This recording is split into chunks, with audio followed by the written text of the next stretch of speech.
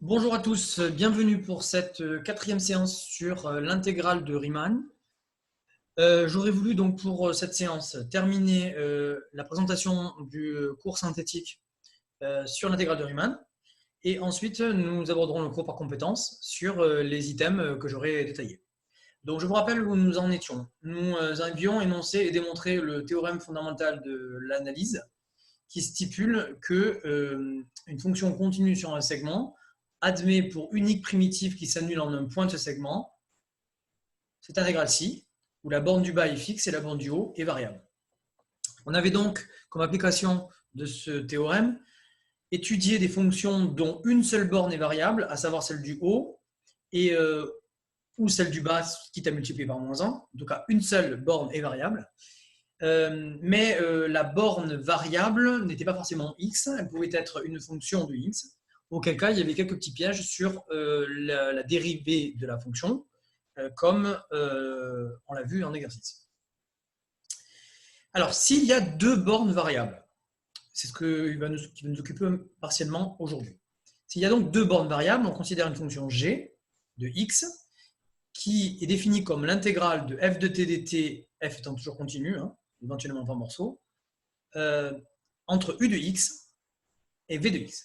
Donc deux fonctions qui sont toutes les deux de classe C1, on va en avoir besoin pour étudier les variations de G. Ces fonctions sont définies sur un certain ensemble, un certain intervalle J, et sont à valeur dans I. Pourquoi à valeur dans I? Parce qu'il faut que leur valeur soit dans l'ensemble où f est continu par morceau. Sinon, l'intégrale n'a aucun sens. Bon, alors, la technique générale qui va être mise en œuvre, c'est simplement, alors, d'abord, d'étudier la définition, comment, eh bien, en généralisant ce qu'on avait dit avant, c'est-à-dire que l'intégrale va exister uniquement si v de x, u de x ou u de x, v de x, les deux segments en question, sont inclus dans l'ensemble, dans l'intervalle sur lequel la fonction f est continue. Même si grand I n'est pas un intervalle, que c'est une réunion d'intervalles, il faut juste que l'intervalle u de x, v de x ou v de x, u de x soit à l'intérieur de I. Donc entre u de x et v de x, il n'y ait pas de point de discontinuité de f, ou de si f est continu du moins. Ensuite, eh bien, comment on fera? Eh bien, on fera exactement comme la question d'avant. C'est-à-dire que puisque on est dans un intervalle où on va situer dans un intervalle où la fonction f est continue, eh bien, dans ce cas-là, on pourra appliquer le théorème fondamental de l'analyse qui dit que petit f admet des primitives, on imposera l'une d'entre elles, et enfin, on pourra se ramener à une fonction classique à dériver. Donc, deux variables, ce n'est pas un problème, c'est juste la même technique qu'une variable, mais avec des calculs un petit peu supplémentaires. Petit 8, brève extension aux fonctions en valeur complexe. Alors, ce sont des choses qu'on a déjà utilisées dans le chapitre sur les équations différentielles. Souvenez-vous, lorsqu'on avait une équation différentielle de l'ordre 2, avec une résonance du second membre, lorsque le discriminant de l'équation caractéristique était strictement négatif. Donc, vous vous rappelez qu'on avait des générateurs en expo trigo, expo alpha t fois cos bêta t, ou expo alpha t fois sinus bêta t. Et on avait eu l'idée de complexifier l'équation différentielle pour remplacer les cos et les sines par des exponentielles complexes.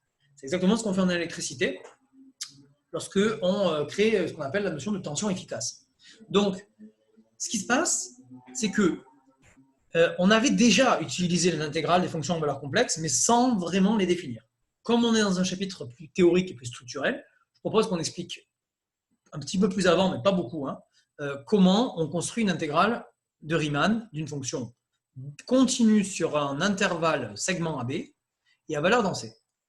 Bon, ben d'abord on donne la définition.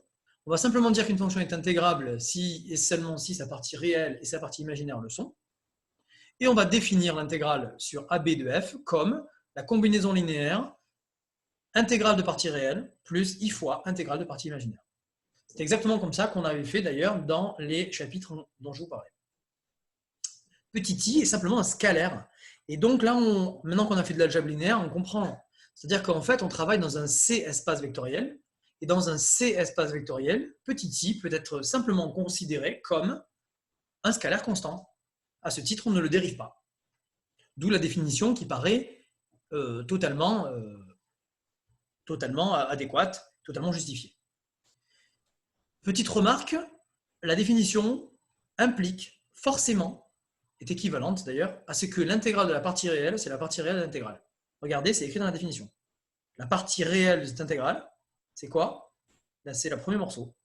Donc la partie réelle de l'intégrale, c'est l'intégrale de la partie réelle. Vous voyez que les opérateurs intégration et partie réelle se commutent. Pareil pour la partie imaginaire. Ce qui n'est pas vrai avec l'opérateur de limite, comme je vous le disais en TD. Alors maintenant, la question qu'on se pose, c'est avoir donné cette définition, d'accord, mais est-ce qu'on conserve des propriétés algébriques? Est-ce qu'on conserve d'abord la plus importante, à savoir la linéarité? La réponse est oui, puisque la première ici fonction va être linéaire. Pourquoi? Parce que l'intégrale de Riemann est linéaire et la partie réelle est linéaire. Et pareil de l'autre côté. Alors par contre, de la R linéarité a priori. Donc a priori, donc par combinaison linéaire de fonctions R linéaires, on a une fonction R linéaire. En fait, elle est C linéaire. Je ne le démontrerai pas ici. L'intégrale de Riemann est C linéaire. Donc l'intégrale d'une combinaison linéaire de fonctions complexes est égale à la combinaison linéaire de leurs intégrales. L'intégrale de Riemann reste donc linéaire. Donc là, c'est formidable. La relation de Schall par combinaison d'intégrales de Riemann reste aussi vraie. Et fondamental, on va voir deux exemples tout à l'heure ensemble, l'inégalité triangulaire aussi. Ça se démontre, je ne le ferai pas ici. L'inégalité triangulaire des intégrales des fonctions en fonction de valeurs complexes reste vraie, mais simplement, il faut remplacer la valeur absolue par le module. Enfin, pour terminer, si vous voulez faire des intégrations par partie ou des changements de variables, eh bien, il n'y aura aucun problème.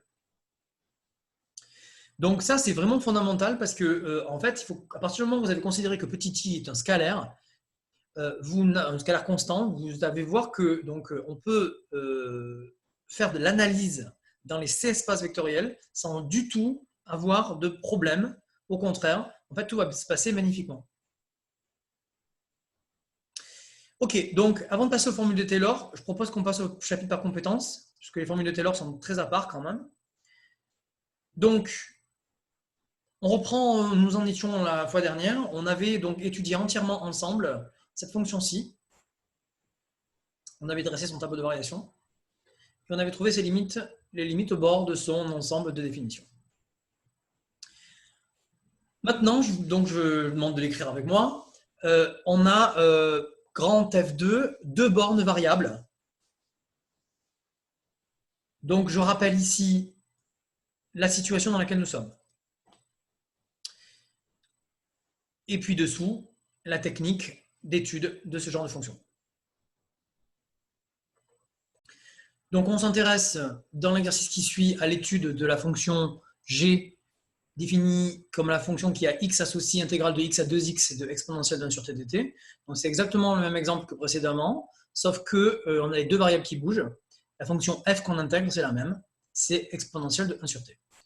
Donc, on applique directement la technique, à savoir f g de x existe si et seulement si la fonction f est continue entre 2x et 2x. Pardon. Et donc, à condition que 0 ne soit pas entre un nombre et son double. 0 n'est jamais entre un nombre et son double, sauf si x vaut 0. Moralité, d égale r étoile. Pour le caractère C1, aucun problème, on introduit une primitive grand F de petit f, on écrit là le théorème fondamental de l'analyse, et on en déduit le caractère C infini de G, on dérive G, on fait des petits calculs sur le logarithme népérien, je vous laisse mettre sur pause si vous le souhaitez, et on en déduit la stricte décroissance de G sur R- étoile, puis sur 0, 1 sur ln de 2 ln de 2, puis la stricte croissance de l'autre côté. Voilà, je vous laisse vérifier sur Desmos si vous le souhaitez. Voilà, pour les limites, même type de travail, encadrement, par des majorations, minorations par des fonctions. Et donc, en fait, c'est ainsi qu'on arrive à démontrer, à étudier les fonctions définies par une intégrale à deux bornes variables. Ok, on passe à la dernière partie du grand 3. du grand 1 d'ailleurs, pardon, excusez-moi, l'étude d'une intégrale à valeur complexe. Alors, j'ai réécrit ici toutes les choses du cours synthétique, ce qui me paraissent être les choses les plus importantes. Donc d'abord, la définition de l'intégrale d'une fonction à valeur complexe, que je vous encourage à écrire. Et ensuite, en proposition numéro 2, mettez bien en valeur les propriétés vraies. Donc là, c'est linéarité, châle, l'inégalité triangulaire, qu'on va appliquer tout de suite dans un exemple. Les changements de variables et les intégrations par partie.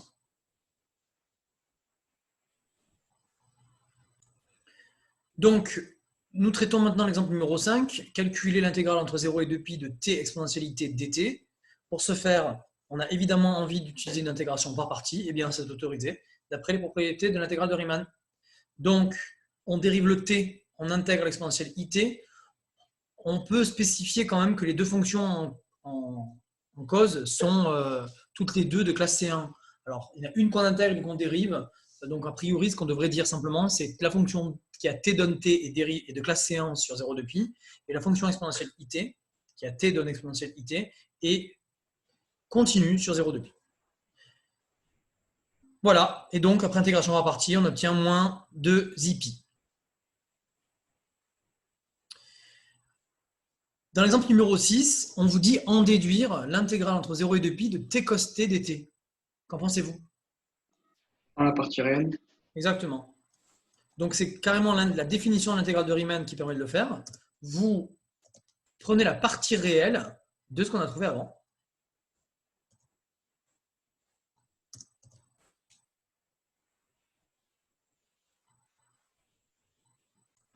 Donc par définition de l'intégrale de Riemann, on peut en déduire dans l'exemple numéro 6 que l'intégrale entre 0 et 2π de t cos t dt, c'est la partie réelle de l'intégrale complexe, puisque je rappelle que cos t, c'est la partie réelle d'exponentialité.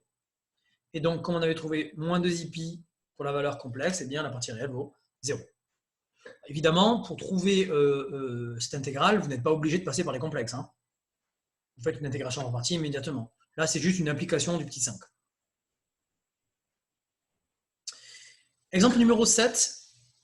On veut démontrer une inégalité avec des intégrales, cette fois de fonctions à valeur complexe. Donc, vous corrigez ici, il y a une erreur de frappe, c'est un petit f.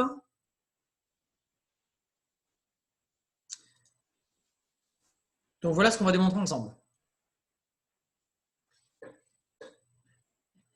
Si on se donne une fonction continue sur 0,1 en valeur dans C, alors on peut démontrer cette inégalité.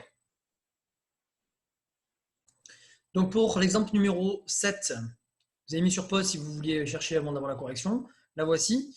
Donc, comme on est en présence de fonctions en valeur complexe, et comme on voit une inégalité qui fait penser à Cauchy-Schwarz, on a envie de se ramener à Cauchy-Schwarz réel. Parce que Cauchy-Schwarz dans C n'est pas justifié.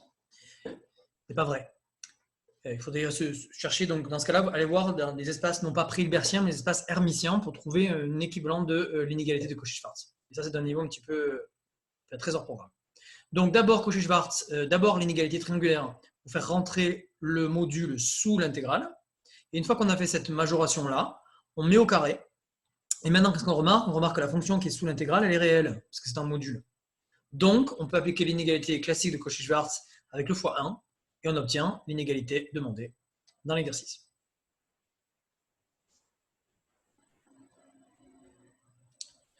Voici. Donc, pour terminer le chapitre, j'aurais voulu que nous parlions encore une fois, et pour la dernière fois de l'année, des formules de Taylor.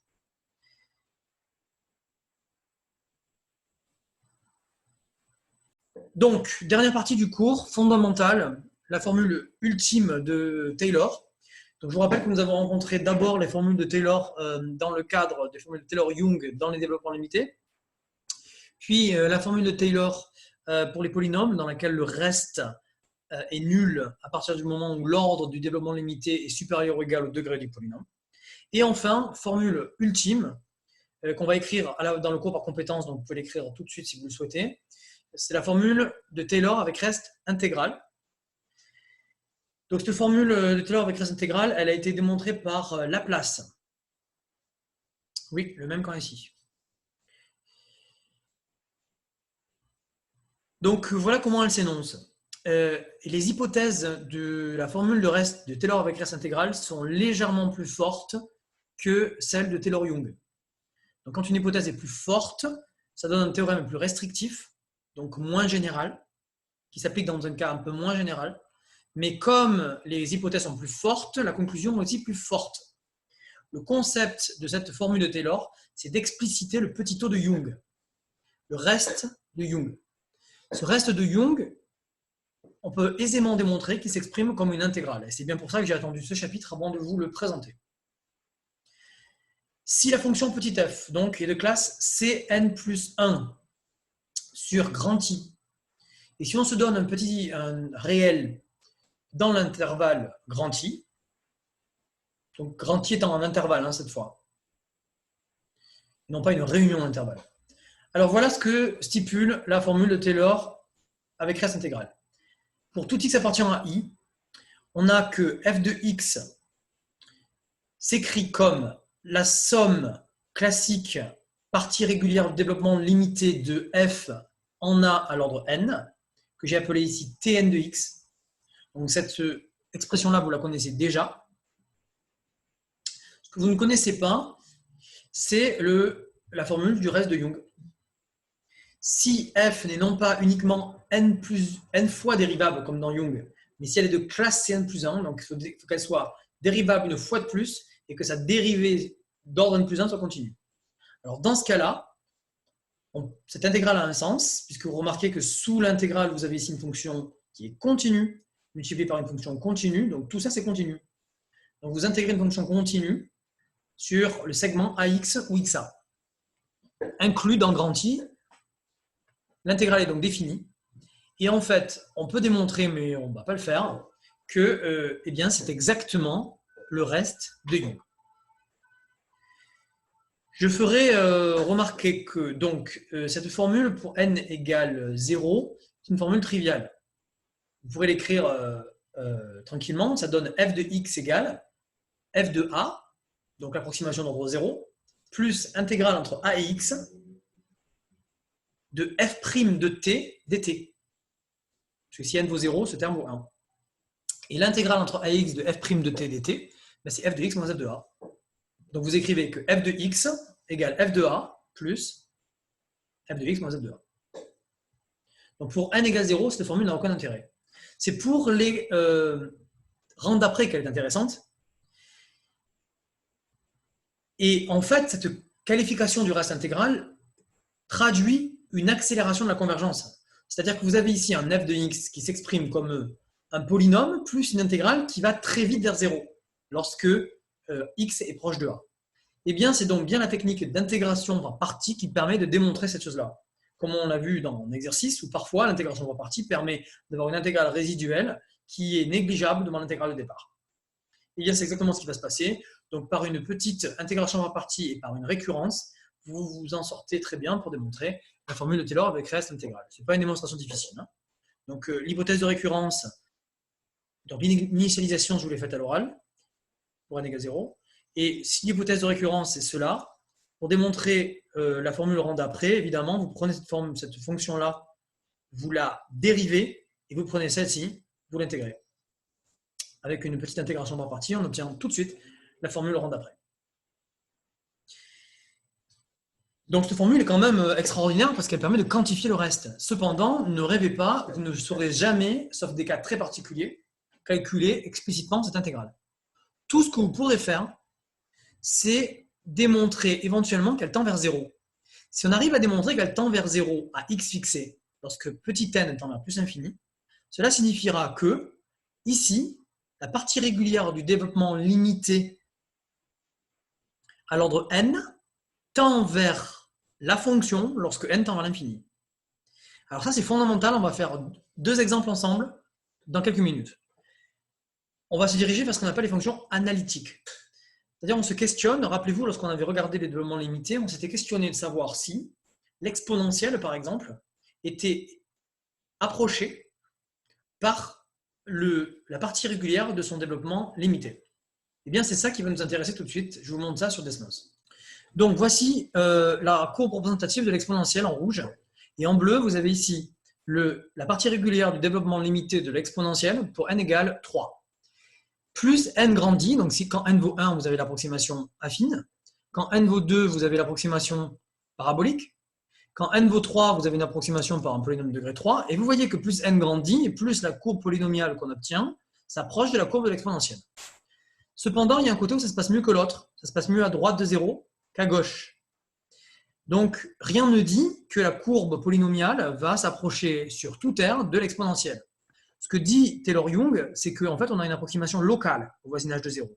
Donc, que les courbes se superposent ici, ce n'est pas une surprise. Par contre, ce qui pourrait être une surprise, c'est que ça marche ailleurs qu'en 0. Eh bien, si on prend n égale 10, qu'est-ce qu'on voit ? On voit même plus la courbe exponentielle, elle est complètement recouverte par la courbe polynomiale. Et ici, par contre, la courbe exponentielle continue, bien sûr, sa décroissance vers 0, sa limite tend vers 0, vers son asymptote. Par contre, la courbe polynomiale ne fait pas du tout, n'a pas ce comportement. Quand n vaut 11, on a une fonction impaire, donc en fait, on a une limite moins l'infini ici. Et vous voyez que plus j'augmente la puissance du polynôme, et plus, en fait, ma courbe polynomiale, elle a l'air de s'aplatir en moins l'infini. Eh bien, c'est une conjecture, mais qu'on va démontrer tout de suite, c'est qu'en fait, effectivement, de manière assez surprenante, le développement limité en 0, la partie régulière du développement limité en 0 de l'exponentielle, eh bien, elle approche l'exponentielle non pas uniquement autour de 0, mais sur toute R. Et ça, c'est extraordinaire parce que ça veut dire qu'une approximation locale devient une approximation globale. Pour démontrer ça, eh bien, on va utiliser la formule de Taylor avec classe intégrale, puisque la formule de Taylor-Young n'était pas suffisante. La formule avec Taylor-Young, la formule de Taylor-Young ne permettait pas d'expliciter le reste. Alors que là, on est fort, on connaît l'expression du reste. Donc, pour démontrer que ce reste va tendre vers 0, on n'aura qu'à le majorer. Alors, le majorer pour tout x, donc indépendamment de x. Alors, pour faire ça, on applique le corollaire classique de la formule de Taylor avec classe intégrale, qui est beaucoup plus facile à retenir, il n'y a plus de problème de puissance, contrairement à ce qu'on avait dans le reste tout à l'heure. Et je vous encourage à l'écrire, ce sont donc les deux formules fondamentales de cette fin de chapitre. Inégalité de Taylor-Lagrange. Alors, comme vous voyez, ils ont été toute une batterie de scientifiques mathématiques à se mettre autour de Taylor. Donc Taylor, il a conjecturé, bon, il a prouvé sa formule pour les polynômes, il ne s'est pas intéressé au reste. Et puis dans les 100 ans qui ont suivi, vous avez Lagrange, Laplace et Young, entre autres, qui ont, il y a Maclaurin aussi, qui ont essayé de quantifier ce reste. Puisque ce reste, on ne sait pas le calculer, on va le majorer. C'est ce que dit Lagrange. Donc, soit n appartient à n toujours, soit f sous les mêmes hypothèses que dans Taylor avec classe intégrale, soit a un réel de i. Et bien pour tout x dans i, voilà comment s'énonce l'inégalité de Taylor-Lagrange. Donc, cette inégalité Taylor-Lagrange, elle est plus facile à retenir parce que vous remarquez que dans le majorant, grand M, c'est le sup sur. Alors, T appartient à AX. Ce que j'ai voulu dire là, c'est cette notation-là. C'est le sup pour T appartenant à AX ouvert ou XA ouvert. Écrivez plutôt ça dans la formule plutôt que celle avec les parenthèses, qui est une notation un petit peu désuète. Donc, c'est beaucoup plus facile à retenir parce que vous avez ici que vous prenez le sup de la dérivée n plus unième en valeur absolue, et vous voyez que les puissances ici sont d'ordre n plus 1 aussi, comme la valeur dans la factorielle. Contrairement à Taylor avec classe intégrale, vous remarquez un décalage de 1. Donc cette formule est un corollaire très pratique, en général c'est celui-là qu'on utilise. Et des étudiants ont remarqué que si on remplaçait n par 0, eh bien on retrouvait exactement l'inégalité des accroissements finis. Donc en fait, l'inégalité de Taylor-Lagrange, c'est une généralisation à l'ordre n de l'inégalité des accroissements finis.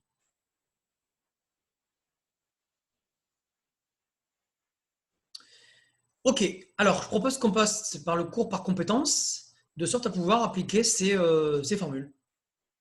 Donc il y a deux cas d'application des formules de Taylor avec classe intégrale et de Taylor-Lagrange que je vous montre tout de suite.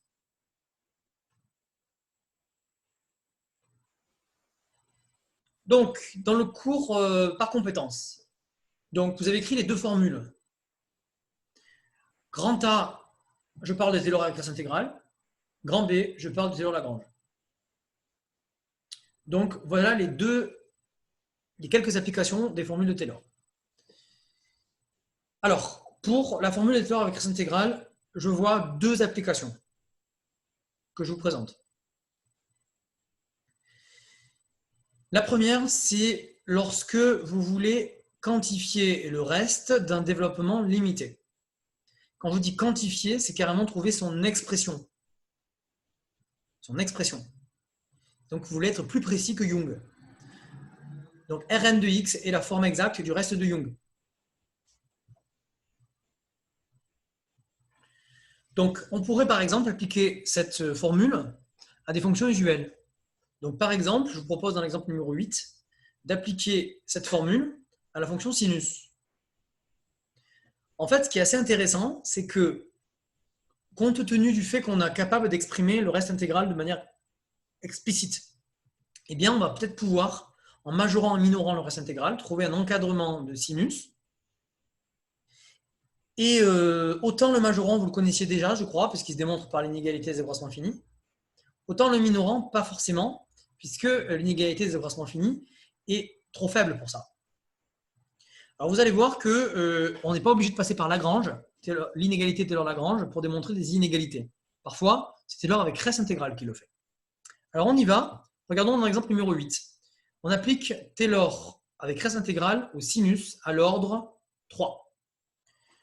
Donc, première application de l'égalité de Taylor avec reste intégral, on l'a appliqué ici, on l'a appliqué à la fonction sinus à l'ordre 3. Sin est C4, donc en prenant a égale 0 et en appliquant la formule de Taylor avec reste intégral, on obtient cette égalité qui permet, par positivité de l'intégrale lorsque x est entre 0 et pi, de démontrer la minoration que vous avez ici. Pour la majoration, c'est l'inégalité des accroissements finis. Grand A2, dans l'exemple numéro 9, on vous dit que parfois, pour calculer une intégrale, on peut essayer de la voir comme un reste intégral. Alors, c'est assez rare quand même, mais c'est intéressant quand même de le spécifier. Si pour tout n et pour tout x, je vous donne cette intégrale-là, eh bien, vous repérez ici l'exponentielle qui est la dérivée n plus unième d'elle-même. À ce titre-là, ça correspond donc exactement à n factoriel près, que j'ai donc multiplié ici et divisé ici, au reste intégral de l'exponentielle à l'ordre n. Vous connaissez tous le développement limité de l'exponentielle à l'ordre n, il est ici. Moralité, le reste intégral qui est ici, c'est factoriel n fois ça. Le factoriel n a été oublié, donc je demande de le multiplier. Donc factoriel n fois tout ça, ça donne exactement le reste intégral qui est ici. Donc dans la prochaine séance, on s'intéressera à essayer de voir si cet objet-là tend vers 0. En particulier, si cet objet-là tend vers 0 lorsque n tend vers plus infini pour tout x. Si on arrive à démontrer ça, alors on aura démontré la conjecture effectuée tout à l'heure graphiquement sur Desmos, à savoir que l'exponentielle de x pour tout x est approchée par cette somme-là lorsque n tend vers plus l'infini. Exponentielle est alors appelée une fonction analytique. Les fonctions analytiques ne sont pas très nombreuses. Et dans les fonctions usuelles, vous avez essentiellement l'exponentielle, le sinus et le cosinus. Ce problème-là ouvre la voie au chapitre qui viendra après l'algèbre linéaire, à savoir le chapitre sur les séries numériques. Je termine cette séance par la correction d'un exercice classique sur l'étude d'une suite définie par une intégrale. Donc, c'est l'exercice numéro 6 de la planche. On se donne une intégrale un définie par l'intégrale entre 0 et 1 de 1 sur 1 plus x puissance n dx. Donc, on vous demande en première question de calculer les 3 premiers termes de un, donc extrêmement facile. On se retrouve avec 3 intégrales classiques. Je signalerai pour ceux qui ont besoin, qui ont envie de choses un petit peu fines, que pour la première, la fonction qu'on intègre, ce n'est pas exactement 1/2. C'est quand on remplace n par 0, on obtient 1 sur 1 plus x puissance 0, mais x puissance 0, ça fait 1 si x est strictement positif. Si x est nul, la fonction au bord, elle vaut toujours 1. Autrement dit, on intègre entre 0 et 1 une fonction qui vaut 1 moins 0 et 1/2 sur 0 ouvert 1. Eh bien, ça, c'est une fonction magnifiquement contenue par morceau, et donc à ce titre, Riemann s'applique et affirme que la valeur au bord n'influence pas la valeur de l'intégrale. Donc, vous intégrez 1,5 sur 0 fermé, 1 enfermé, ou 0 ouvert, 1 fermé, c'est pareil. Vous obtenez 1,5. Question numéro 2. On vous demande d'étudier les variations de UN. Donc là, j'ai mis un résumé très rapide de ce qu'on obtient. On étudie évidemment le signe de UN plus 1 moins UN. Pour ce faire, tout calcul fait par linéarité de l'intégrale, on obtient l'intégrale de cette expression-là, qui est positive par positivité de l'intégrale, puisque x évolue entre 0 et 1. Une méthode numéro 2 consisterait à éviter la soustraction en comparant simplement les intégrandes des fonctions qu'on a, donc des fonctions intégrées, au rang n et au rang n plus 1. Eh bien, alors il y a un piège quand même, parce que comme x est entre 0 et 1, x puissance n plus 1, il est plus petit que x puissance n. Donc par composition par l'inverse, on a cette inégalité qu'on peut intégrer à droite et à gauche par croissance de l'intégrale, et on réobtient que un est une fonction croissante. Alors dans l'énoncé, on demandait strictement croissant. Ce strictement croissant, on l'obtient par contraposé du critère de nullité. En effet, si jamais l'intégrale était nulle, comme l'intégrande est positive, alors le critère de nullité affirmerait la nullité globale de cette fonction pour tout x entre 0 et 1, ce qui est absurde. Donc on vient de démontrer qu'un est strictement croissante. On veut démontrer qu'elle converge à présent. On va appliquer donc conformément à la technique qu'on avait vue en classe et qu'on a vue en début d'année sur les suites. On va démontrer qu'un est majoré. Pour majorer un pour tout n, on fixe n, on fixe x, et on trouve un majorant qui ne dépend pas de n.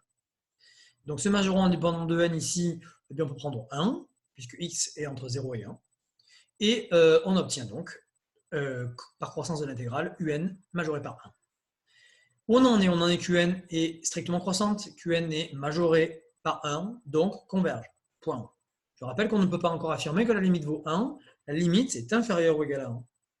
Pour montrer qu'elle vaut 1, on a besoin d'une étude plus fine. Donc l'aide dans la suite, c'est d'évaluer le comportement de un-1. On va conjecturer que 1 est la limite et on va essayer de le démontrer. Pour le démontrer, on va calculer un-1 et on va essayer de majorer sa valeur absolue par une fonction qui tend vers 0 une suite qui tend vers 0, lorsque n tend vers plus infini. Technique classique, quand on fait un-1, on écrit l'intégrale de 1 égale 1. Tout ça pour pouvoir appliquer la linéarité de l'intégrale. C'est une technique très classique qui permet de faire rentrer une fonction constante au-dessous d'une intégrale. Attention, on intègre entre 0 et 1 ici, donc il n'y a pas de facteur constant multiplicatif qui apparaît. Voilà, linéarité de l'intégrale, on met au même dénominateur, on obtient cette expression-là. On multiplie tout par moins 1 à droite et à gauche. On obtient bien l'égalité attendue, puisque je rappelle qu'un est croissante au-dessous de 1, donc un-1 est négatif, ce qui se revoit évidemment ici par négativité de l'intégrale. Pour démontrer que ce terme-là tend vers 0 lorsque n tend vers plus infini, eh bien, on propose une majoration de l'intégrante d'x puissance n sur 1 plus x puissance n. Alors pour ça, il y a différentes majorations, celle qui ne marche pas et celle qui marche. Donc celle qui ne marche pas, c'est celle qui consiste à majorer ça par 1. Lorsqu'on divise un nombre par un nombre plus grand que lui-même, un nombre positif par un nombre plus grand que lui-même, on obtient un nombre plus petit que 1. Et si on majore ça par 1, on retombe sur la majoration d'en haut. Et donc, vous démontrez qu'un-1 en valeur absolue est plus petit que 1. L'inconvénient de cette majoration, c'est que le majorant ne dépend plus de n. Et comme on veut démontrer qu'il tend vers 0 lorsque n tend vers plus infini, cela signifie que dans notre majorant, nous devons garder les n. Pour majorer un quotient, je rappelle que ou on minore son dénominateur ou on majore son numérateur. Si on décide de majorer le numérateur, on va se retrouver avec 1 sur 1 plus x puissance n. Et on retombe donc sur la fonction de départ qu'on voulait intégrer. Je vous rappelle qu'on ne sait pas l'intégrer pour n supérieur ou égal à 3. Ça commence à devenir très compliqué. À 3, déjà, c'est beaucoup de calculs. Et au-delà, c'est des calculs qui sont énormes. Donc, ce n'est pas une bonne majoration. La dernière qui reste, c'est celle qui consiste à minorer le dénominateur par 1. En minorant le dénominateur par 1, on majore le quotient par x puissance n, qui donne ici 1 sur n plus 1, une fois intégré. Ce terme tend vers 0, et donc nous venons de démontrer que ce terme-là tend vers 0, donc un tend vers 1.